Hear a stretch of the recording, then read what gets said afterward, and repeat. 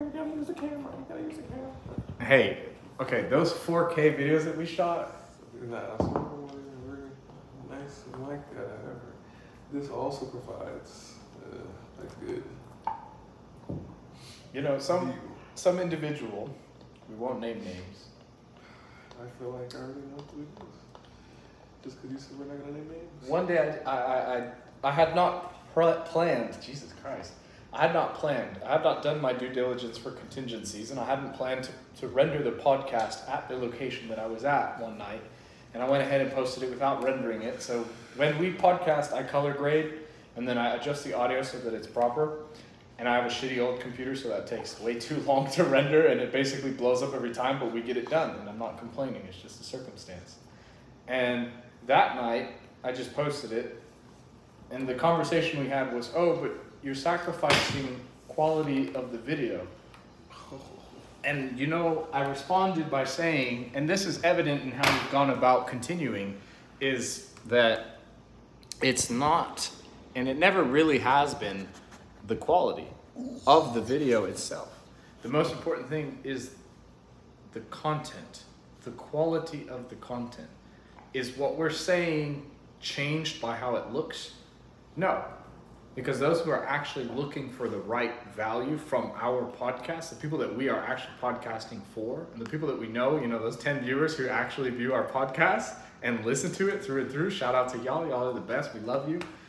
You actually get value from what we say, not how we look or whether it's high quality or not. Because it's the quality of this, not the quality of this.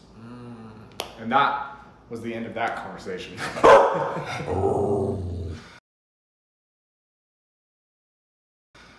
See, I might have to put him up.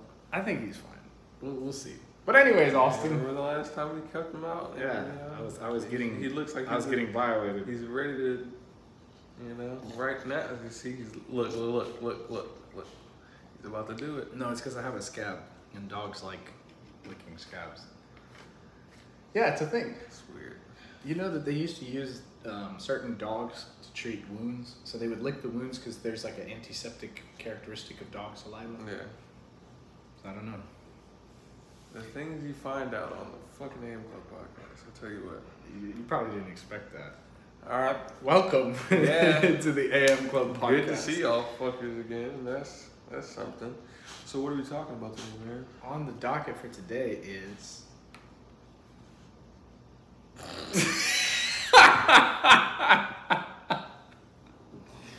Hey man, look, one of these days we'll actually remember, what we come into podcast for. Yeah.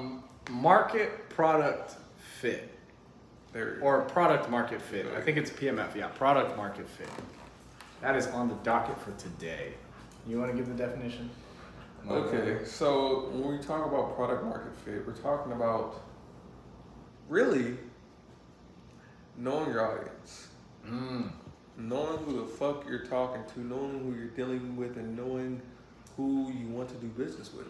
Because everybody, That's great. I know, everybody, yeah, don't ask why there's a random fucking day. It's been a long fucking day. Everybody may see this. Well, not everybody who sees this is gonna say, hey, that's a utility I need. That's something that I'm willing to pay for. That's something I'm willing to use. You know, it's useful. It has purpose. It definitely helps, you know, people in certain situations who may need to keep their pants up. You never know. Their pants may be a little loose. It has value. However, not everybody is going to be able to see the value in this particular thing because not everybody necessarily needs it. So you have to view things from a perspective of the consumer, your audience. Who am I trying to sell this product to? Am I trying to sell it to, and look at the link here, if all belts were this size, am I trying to sell it to a toddler? Right? Am I trying to sell it to on the larger side of things type of person? Probably not. You have to know who you're trying to sell it to, market stuff towards that particular group of people, And then that's how you will see a return on your investment and on your work. So knowing your audience, and again, PMF. PMF. So, in another way to look at it would be, and this is what we were just talking about this off the podcast, because we actually have something in the books as well now to give you some perspective. We are developing a new product, and right now we're in the process of the PMF, which is the most important, essentially one of the most important processes, because roughly 90 plus, like 95% of startups fail because they fail to get the right product market PMF. What's the Product market. Fuck. Is it PMF? I thought it was PMF. Fit. Product market fit. It's been a long day, y'all. But essentially, you need to have the right fit, and so the way the brain works is it's like, okay, cool. This is a great idea. This belt has such great utility. I'm gonna go design it, and then I'm gonna go bring it to the markets, and I'm gonna market it aggressively. But here's the thing. Imagine you're gonna go sell a belt for dogs. And in your head, you're like, this is a great idea because the dogs can have the belt for XYZ. But if that's not intuitive to dog owners, if that's not intuitive to people who have dogs, what is up with Atlas today, bro? See, we're podcasting now, so I can't, get him in check right now. That's what the belt. No, I'm kidding. No. but yeah. So what I'm saying is, you can have the greatest idea in the world, but if nobody else sees it as great, if nobody else sees it as attractive, then it's useless. And you're going to waste time, you're going to waste money, you're going to waste effort, and then you're going to crash and burn. And the later half of the scale, best case scenario, you break even. But you could easily have avoided that if you understood that, hey, this belt is probably not a good idea to make a belt for dogs. Why don't we make a different type of belt geared towards men and women, or men or women, or whoever, whatever group it might be, that has, say, a different buckle, a buckle that's reversible, that does not clip your belly button, because that's my problem, because my belly button gets clipped by reversible buckles. And so then you set out to design that, you probe the market before you do it, you see who would actually value from it, and then you have a projection of, hey, like 20% of the people who wear belts would actually buy this or would be interested to buy it based on our sample size, so we can expect this amount of revenue from this amount of people that we market to. Then you go, you design it, you have good product market fit, and then you make money. The product markets itself. You don't have to invest in marketing to market a product for a market that isn't interested in it. Very true. And if you are trying to market stuff to a broad diaspora of people, right, you might be wasting, well, probably not even might. You're wasting time and you're wasting money doing so. So much. A lot. Because think of all those dollars and all that time spent on trying to get your product out to people who, if you just did a certain amount of research, you know that they didn't even care about that shit like that. So why focus on the people who don't care? Yeah. And focus on the people who care, right? Like right now, we're not making this podcast for all the new people. We're making this podcast for you. Right. We're focusing on the people who do care about the message that we're trying to convey, not trying to get people on and try to understand our message by, pandering and saying, hey, we're going to talk about this, or we're going to talk about the new hot thing here. Like, no, we're talking about what we want to talk about. We talk to the market that we set out for. Exactly. We don't what's the word? Change wishy-washy for attention or for traction. Mm-hmm. So, same thing when it comes to business. You don't want to, and if you do try to expand, it's going to take a concerted effort for you to do so. And it's always not the easiest thing, because in order to expand your audience, you have to find ways to figure out what the outside audience likes while maintaining the audience with your current relationship. That's difficult to do. However, in the early stages, all you're really caring about is who cares about what the fuck I'm trying to sell or trying to talk about right now, and how can I make life better for them. That's really all you care about. And doing that will save you time and more money than if you were just like, hey, I'm just gonna make a product and just put it out there and put it in front of everybody's face. Everybody doesn't care, you know? Everybody doesn't see the value in you and what you're doing like you do. And we've experienced this firsthand. Oh, yeah. And there's nothing wrong with it. That's just how shit is. It's just how human nature operates. It's just business. It's not personal. And here's the big thing. Now that we're going down that route, now I have permission to get a little more assertive per se, or aggressive in a sense. Why learn that you made a mistake 20 to 30 steps down the line and $20,000 to $30,000 later when you could learn it from the get-go? Right. I applaud you if you have the luxury. Stop. I applaud you if you have the luxury to make such an expensive mistake. Because we got a complaining pit bull, a whining pit bull. I mean, look, we just clip this part out. Go slap the shit out of him. Oh, he knows I was about to go over it. No, we got to keep that in now. We're back. So, okay, what I'm saying is this: if Austin and I fail in everything that we do, there are very real consequences, and the average human has very real consequences for failures. If you're in a position where you can afford to not look at contingencies and issues in advance and realize them later and then be like, oh, it's fine, we can carry on, then I applaud you, because you're like less than 1% of the human population, and somehow God has blessed you and favored you to make the dumbest mistakes and the biggest blunders humanly possible. Congratulations. So not everybody gets to do that, and I don't want you to do that. And the reason we're talking about this is so that you do not do that. We want you to we want all the products that you produce to be a hit because you have the right product market fit.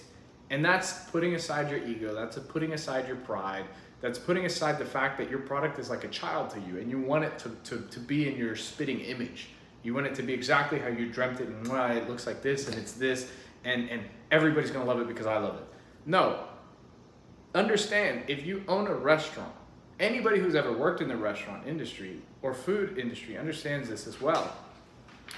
You don't make the food that you like or how you like it necessarily. You make the food how your customers like it. You have to cater to your market. And if you're in the wrong market, then switch markets. If you want to stay in that market but your product doesn't fit, then switch your product. It's like playing Legos. Everything stacks.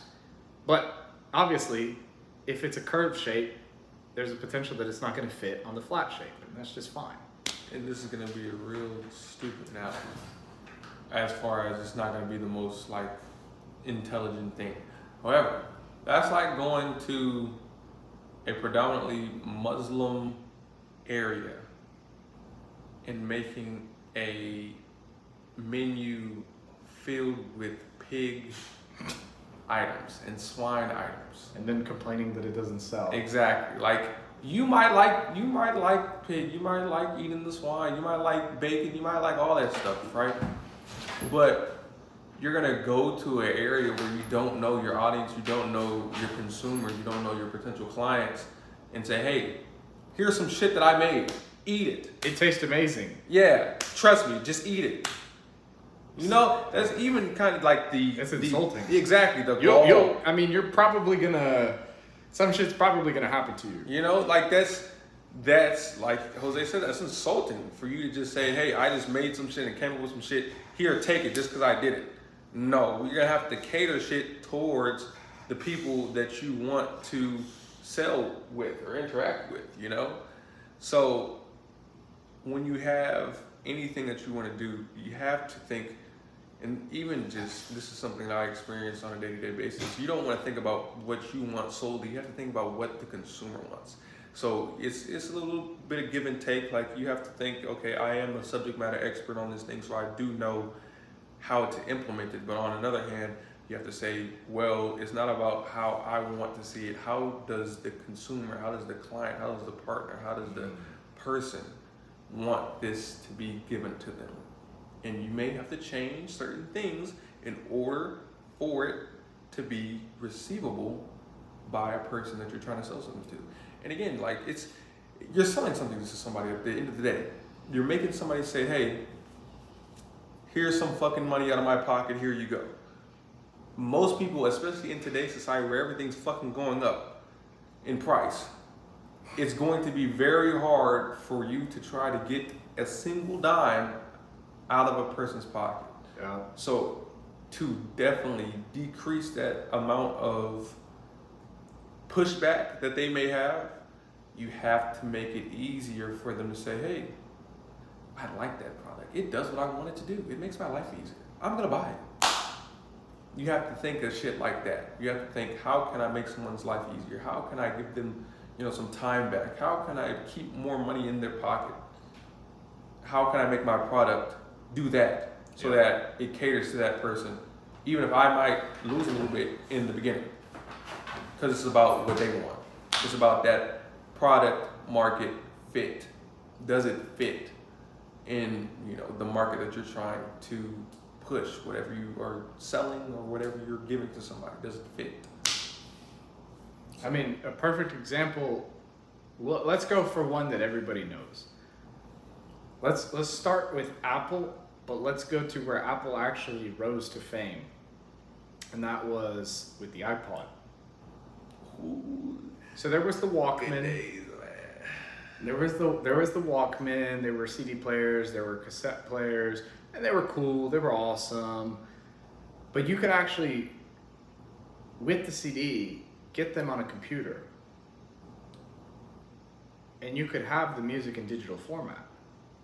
MP4, MP3 at the time. What better way than to have a tiny little iPod Shuffle with, and this is the key, white headphones. White headphones did not exist until Apple made them. Yeah. Perhaps they existed, but Apple was the one who set the trend. So now you have a cute, beautiful, tiny little colorful bundle of joy, because everybody loves music. And now you have a very distinct white headphone with the white long cable, and you're just jamming around. Everybody's with their Walkmans, and they're like, "Hey, what's that guy doing?" And it's like the 90s and the vibe, and they're like, "Oh, look at that." Okay, well, it was the 90s because we had the shits. No, well, the shuffles came in the 90s, right? The late 90s. No, 2000s. We were old. Yeah, 2000s, bro. We were kids when that happened. We had it. 2000s shuffle. Anyways, the point is, product market fit. And then from there, Apple as a brand took off, because then Apple continued nailing product market fit. Then the actual iPods came out, the bigger ones, right? Then the iPod with the touchscreen, iPod Touch. Then the iPhone, iMac, and everything just took off.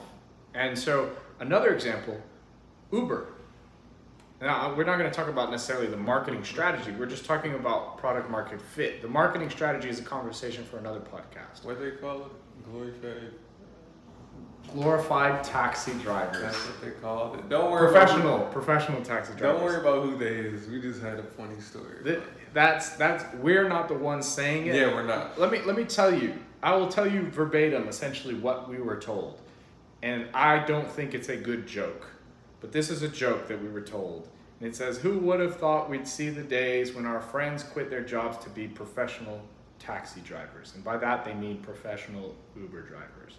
Now, the way I see it is that slander from somebody who's upset that somebody driving Uber makes more money than them. But that's just how I see it. If you are an Uber driver, I fucking salute you. If you're making fun of people who are making life decisions and moves that you don't have the balls to make, joke's on you. And Uber, when you see this, when we blow up, we'll sponsor. can, Hey, I'll wear an Uber shirt. Yeah. I get an Uber tattoo on top of my nipple. Yeah, Like exactly. a tiny We'll little have some ads roll on through this. I'll wear an Uber shirt, an Uber backpack, an Uber hat with like Uber glasses. So anyways, back to the point. Yeah, like the 2020, like the Uber. Yeah, we can do that, But anyways, so Uber has a perfect product market fit because what happened is they were essentially not enough cars, not enough taxis to meet demands when there's a high load. For example, South by Southwest in Austin, Texas, you have a bunch of techies coming in.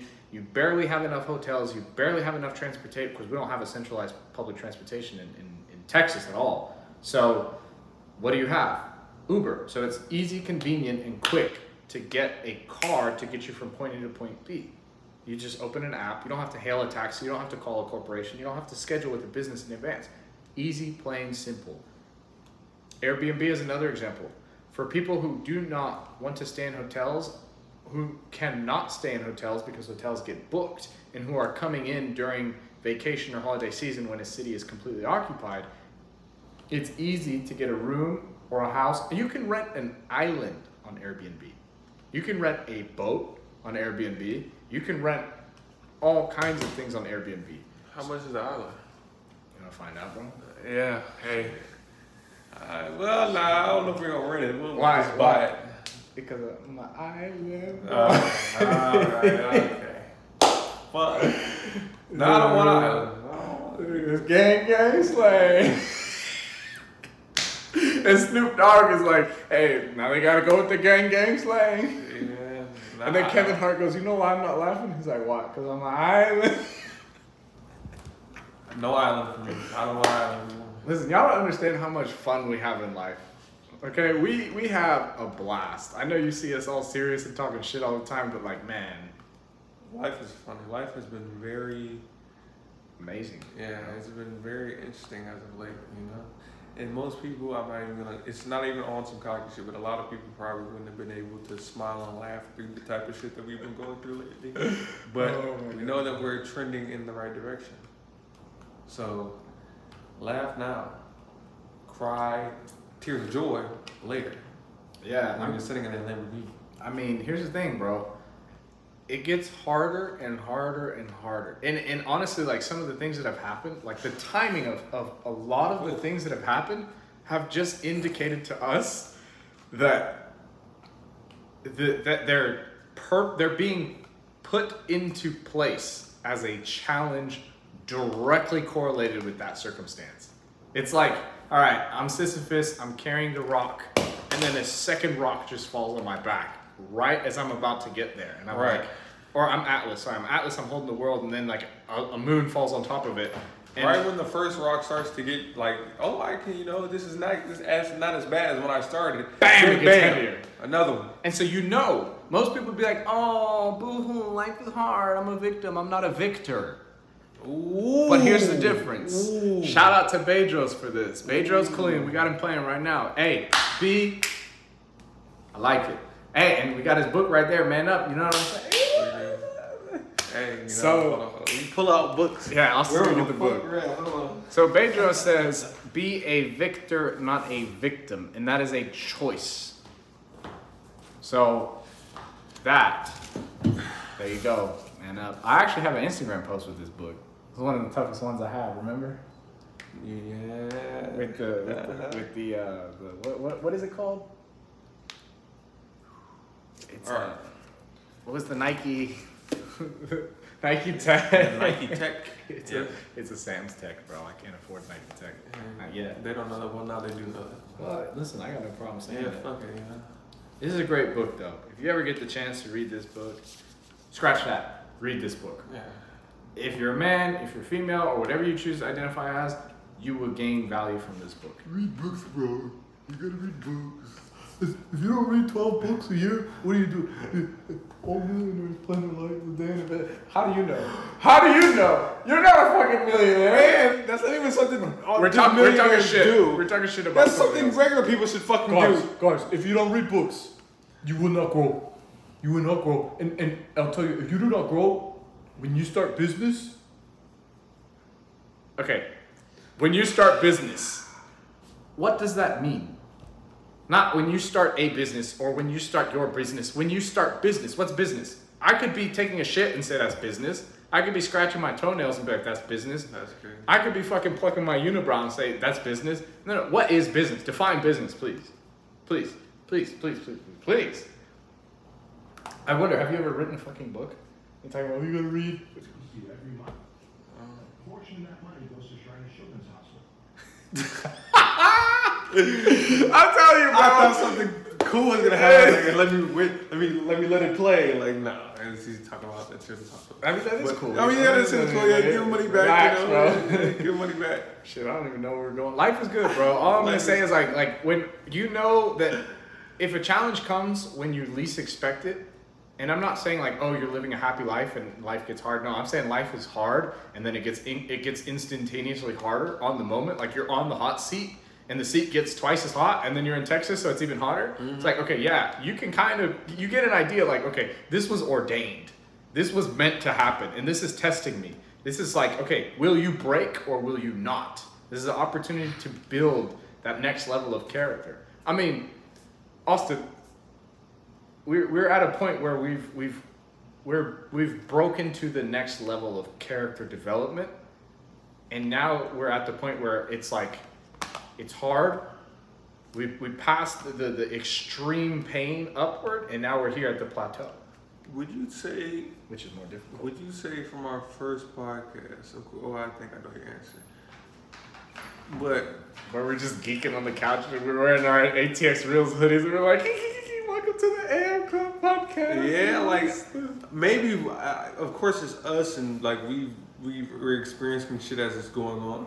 But I wonder if you all, as the viewers, could tell like the bro, we should watch it back. Character, yeah, we should. We should watch that shit back. Like we really should, because a lot of shit has happened to where it's exponential growth, and character-wise, just fucking exercise. Oh like, my just God. You can see us. It's like every fucking podcast we gotta do. We gotta do. Remind y'all who you talking to. You know, shit. Like, come on, bro. You see how that's just. And here's the thing, like, if what comes into your mind is, oh, these guys are so arrogant, they're so egotistical, they're so vain, I would simply have one thing to tell you, and I mean this with the utmost disrespect. I was about to say, he's about to say something. I just saw the Zorro. The Z for Zorro? that's good. I grew up on that. But no, with the utmost disrespect, I'll simply say one thing. You haven't worked for anything in your life. And I mean it. Because if you look at somebody else who's bearing the fruits of their labor, who's showing the results that they've toiled for, blood, sweat, tears, time, money, relationships, friendships, because we don't have friends, we got family. Shout out to Dom, Fast and Furious. All the thing, time, like we work Mother's Day, bro. We work our birthdays, every year. It doesn't matter. Like you don't see us going out. You don't see us going out. You don't see us socializing, mingling, except for genuine connection with people that we happen to cross paths with, where we are and what we're doing. That's not to say we don't network, because we definitely network, but you don't see that. And so for you to sit there and say, oh, egotistical, arrogant, I would genuinely say you've never worked for anything in your life, because you don't know what it's like to achieve something and to be able to not brag, to show the fruits of your labor. To say, look, I have muscles because I work out 2 to 3 times a fucking day. I have cut legs because I run 20 to 30 mile weeks. Austin is just absolutely indefatigable because he's an animal and he works like an animal. It's like, okay, we can talk because we read copious amounts of books and we socialize with all kinds of people, from homeless to janitors to baristas to multi-millionaires to small to large business owners to parents to family members to strangers to elderly. We socialize with everybody. So of course we're going to be like, ebullience. We're going to say words that we want to say and do things that we want to do because our experience has given us the opportunity to boast those traits, characteristics, what have you. So if that's how you feel, cool. I respect it because that's what you think. But understand that you're misguided. And I would say, go do some push-ups, go do some sit-ups, and then go look in the mirror and understand that, yeah, you look better now. So if you did that every single day, you would have the right to say, I look fucking amazing, because you look fucking amazing. Just accomplish something and understand that you get to show that off. Okay, so basically what Jose was saying... It wasn't that aggressive. No, it wasn't wasn't that complex. So basically what he's saying is, when you toil and put in the work for something, you earn the right to be able to say, hey, I did something. We're not saying show off and be like, hey, I'm better than you, I have all this shit that my mom gave me, or some bullshit like that. We're saying, hey, if you put in the work for it, you deserve to be happy about it and express your happiness about it. That's not arrogance, that's not, you know, being conceited, that's being proud of the work that you put in and wanting to share it because you know how long it took, you know how much work it took, you know how many sleepless nights, you know how much pain you had to go through and time you had to set aside to get to that point. All to say, hey, look at this, let me flex for 2 seconds, let me be happy for 2 seconds. You deserve those 2 fucking seconds after working 2 years, 2 months, all for those 2 seconds. And what do we say? You worked 25 years just for 45 minutes. And you don't know what we're talking about. But one day you might. But it's that type of thing. So even if it's for fucking 45 minutes, we were super, super happy after those 45 minutes. Ebullience. We were ebullient. We were ebullient. Absolutely after that ebullient. 45-minute conversation that we had with somebody because of those 25 years that we had. And we weren't bragging when it happened. We weren't throwing it in people's faces and say, hey, we're better than you. No, we didn't say that. We were just excited and we were celebrating the fact that happened. Yeah. So whenever some shit happens, don't be ashamed to celebrate it. You're not being an asshole if you celebrate it because you earned it. So if you earned the shit, celebrate it. You earned it. You deserve it. Congratulations. Congratulations. Yeah. And if you right now have a Lamborghini or a Bugatti that you worked for and you put in the time for, hell yeah. I'm not gonna sit here and say, hey, fuck that guy, I hate that guy. No, I'm gonna sit here and say, if you really work for it, congrats, brother. Congratulations. I'll meet you there one day. I'll meet you there and I'll light your cigar, brother. I'll bring you one, I'll light you one, and we'll have a chat. You know? And then we'll race. Just for the shit. Because you deserve it. So, and that's that. And that's to say, like, I think you said something really good before we close out. I just want to mention it. And you've never heard us claim we are better than anybody. You've never heard us say that. But let me give you a caveat. When I say that, I mean we are all humans. No one human is better than the other. But where I make the distinction is in terms of character. And the analogy I would make with character is a sword. We're all swords. Some are sharper than others. You always favor the sword that is sharper, not the one that's dull. Remember that. Sharpen your blade. We're the Airplug Podcast, coming to you live from an undisclosed location. Airplug out, baby. Airplug Podcast. Soon to be the Enterprise.